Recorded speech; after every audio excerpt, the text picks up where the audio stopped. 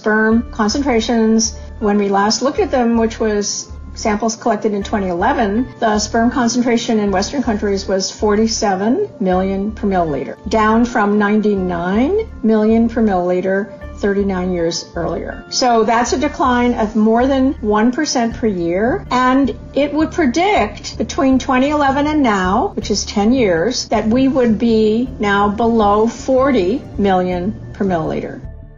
And that's an important number because below 40, it becomes increasingly difficult for couples to become pregnant. And how low it's going to go before we wake up and say we have to stop this, I don't know how long that's going to take, but it's urgent.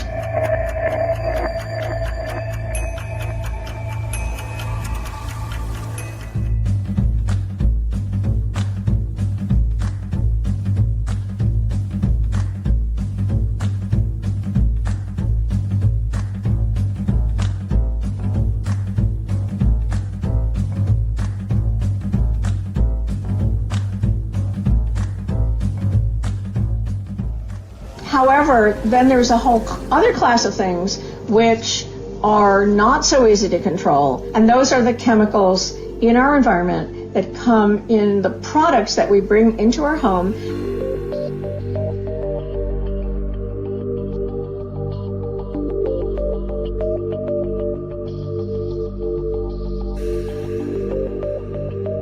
Coatings is a big category, and you can coat a pan with Teflon or nonstick.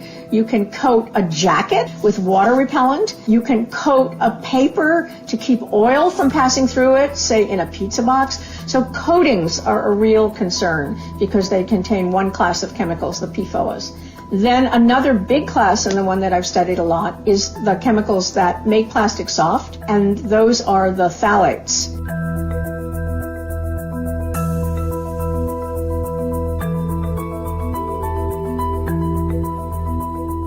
Phthalates as a class are called anti-androgens. Wherever they meet testosterone, they tend to decrease it, and most dramatically in the womb, in early pregnancy.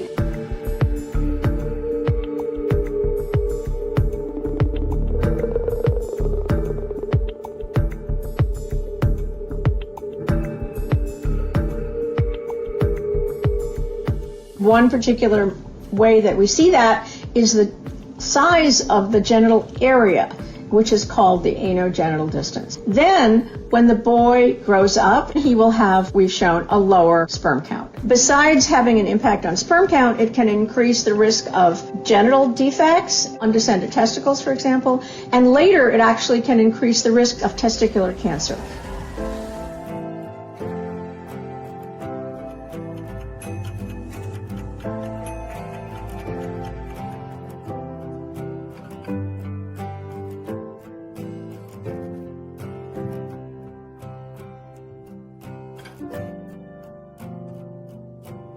We looked at pesticides, metabolites in their urine, and how they related to the sperm count, concentration, and shape of those sperm. We found that there was a big difference in sperm count and quality. The most dramatic was that men who were living in central Missouri, which is an agricultural area where there's a lot of corn and soy grown, a lot of pesticides used, they had only half as many moving sperm as men in Minneapolis. This is huge, half as many. And they were not workers, and they were just residents of the area.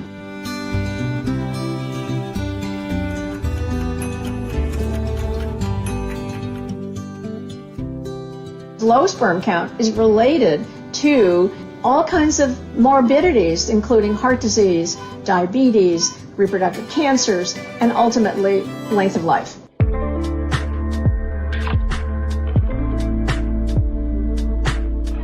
It's always assumed that it's the woman's responsibility, fault, if a couple can't get pregnant or if a woman has miscarriage. And now we know that it's a shared responsibility. And getting the quality of the eggs is much more difficult than for a man to count his sperm or get the quality of his sperm.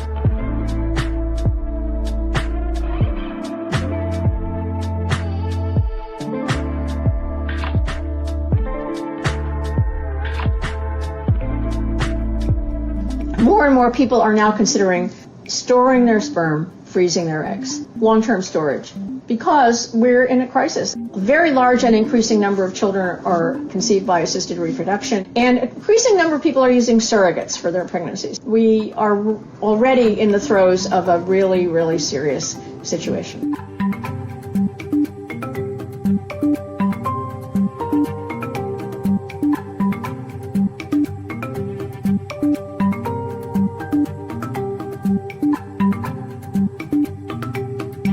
He could think about lowering his exposures by changing his shopping habits. He could maybe lose weight if he's overweight. He could stop smoking if that's a problem. He could stop binge drinking if he does that. So it's much, much harder to get the chemicals out of our bodies. The good news is that many of them are short-lived chemicals, that is, non-persistent. They leave our body with a half-life of 4 hours, 6 hours, so very quickly. So if we could be aware of what's coming in and stop it, then pretty soon we can clean that up.